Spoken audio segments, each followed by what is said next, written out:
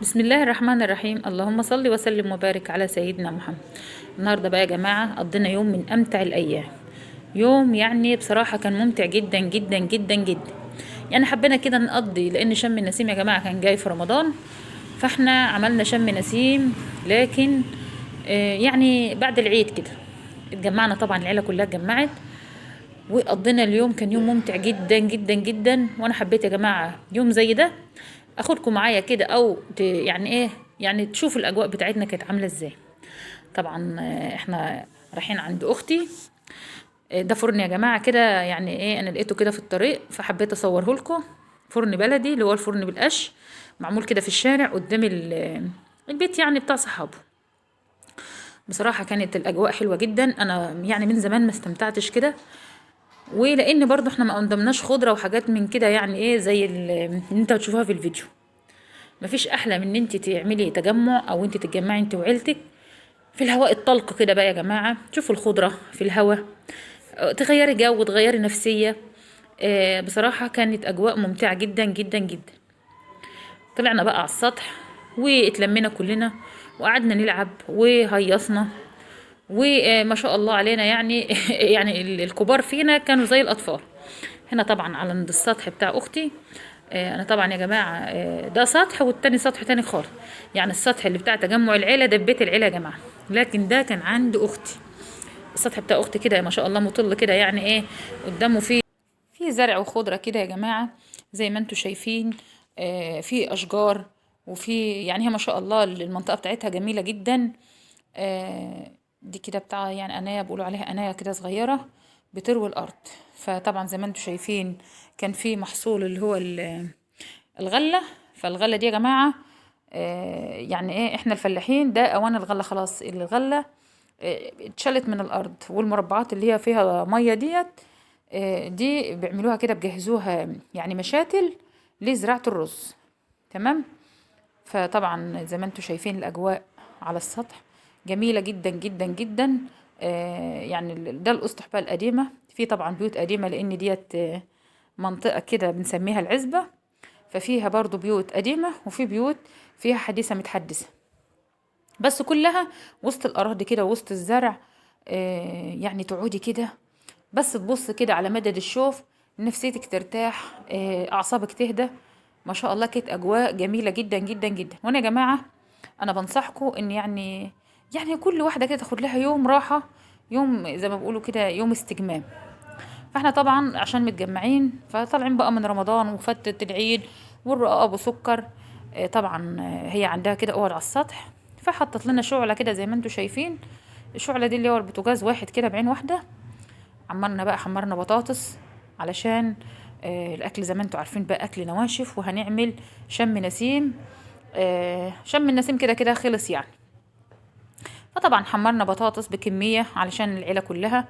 ما شاء الله كل ما نحمر بطاطس العيال يعني، واحنا حتى الكبار بناكلها كده يعني حاجة يعني. اما تكون انت نفسيتك مرتاحة او مبسوطة ما شاء الله بتاكلي حتى ابسط الاكل وانت مستمتعة. بتبقي ايه مبسوطة كده. فطبعا عملنا بطاطس، وطبعا معانا اطفال صغيرة. احنا طبعا عملنا رنجة في اليوم ده يا جماعة، فمعانا اطفال صغيرة مش هينفع ياكلوا الرنجة يعني، ما يعرفوش ياكلوها يعني، مش يعرفوا وفي ما بيحبش الرنج. فاحنا جبنا كده هنعمل كمان مكرونة علشان اللي ما بياكلش الرنجة الأطفال الصغيرين يعرفوا ياكلوا معانا أو يتغدوا معانا.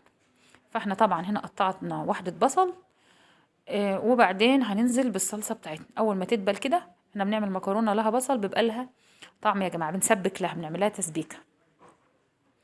تمام. فهنا بعد ما هنسبك الصلصة هننزل بقى بالمكرونة الطريقة العادية المعتادة يعني. طماطم اللي هي الطماطم الحمراء أو الطماطم بالصلصة. هنتبل بقى الملح والسكر، سنة سكر بسيطة برضو علشان الجو كان حر وعشان ما تعملش حموضة. هي ان شاء الله مش هتعمل حموضة لانها بصراحة ما لحقتش. وهننزل بالمكرونة وهنقلبها. هتقعد حوالي 10 دقايق يا جماعة على النار علشان ايه، تتشرب كده من الصوص او الصلصة. تمام. يعني انا لو قلت لكم يا جماعة مش هتصدقوني، احنا كنا عملنا حلة مكرونة قبل دي. يعني دي تاني، يعني احنا عملنا كده واحدة تانية، كان في واحدة تانية قبلها كمان، بس طبعا انا ما صورتهاش. او بمعنى اصح انا ما لحقتش اصورها، لان هي بمجرد ما اتعملت احنا كلنا كنا جعانين، اكلناها قبل ما تنزل من على البوتاجاز. يعني الاطفال هاتي طبق وانا جعان وده جعان وده جعان، ما شاء الله علينا خلصناها يعني. فعملنا مكرونه تاني يعني للي ما اكلش. ده كده بنقول عليه كده يعني ايه، زي هاف تايم، او احنا بنعمل وقت استراحه على ما الاكل بتاعنا يخلص. طبعا احنا طالعين من عيد والواحد مش عارف يا جماعه انتوا كلكم زي كده ولا انا لوحدي. يعني الواحد ما شاء الله بياكل بكميه، ياكل ومش شبعان، مش عارفه في ايه. يعني احنا سبحان الله احنا كان ربنا مصبرنا على رمضان ازاي. هنا طبعا معانا الرنجه. احنا كنا جايبين كميه رنجه يعني علشان العدد برضو. كنا جايبين صندوق. الصندوق ده بيبقى ايه حوالي 5 كيلو 6 كيلو كده. فكنا جايبين صندوق. المهم طبعا الطاسه بتاعتنا صغيره، فعلشان يعني هنيجي نحط الرنجايه برنجايتها كده ما نفعتش. فاحنا ايه قسمناها كده بالنص، يعني قسمنا الواحده 2 علشان نعرف بنطقطقها على النار زي ما بيقولوا. بس احنا بنحط شويه زيت صغيرين في الطاسه علشان نعرف تفتح الرنجه معانا او تستوي الرنجه معانا. بقينا على طول اول ما تشم النار كده نشيلها ونقسم واحده تانية ونحطها لحد ما عملنا الكميه كلها. طبعا زي ما قلت لكم احنا بنخلص على طول. بصل بقى وشويه خس. وطبعا احنا طالعين من اجازه عيد، فما لقيناش بصراحه البصل الاخضر. دول اللي كانوا لسه فايضين من الصندوق زي ما قلت لكم. طبعا احنا كنا عملنا، ودول اللي فايضين من الصندوق هنعملهم تاني. خلاص يعني الطاسه شغاله بنحمر بنعمل على النار.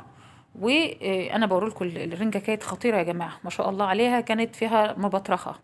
احنا طبعا عملنا كميه بصل محترمه كده، لان احنا زي ما قلت لكم طالعين من اجازه عيد ما كانش فيه بصل اخضر. قطعنا كميه بصل، شويه خل، ليمون، ملح، علشان البصل يطلع الحراره بتاعته.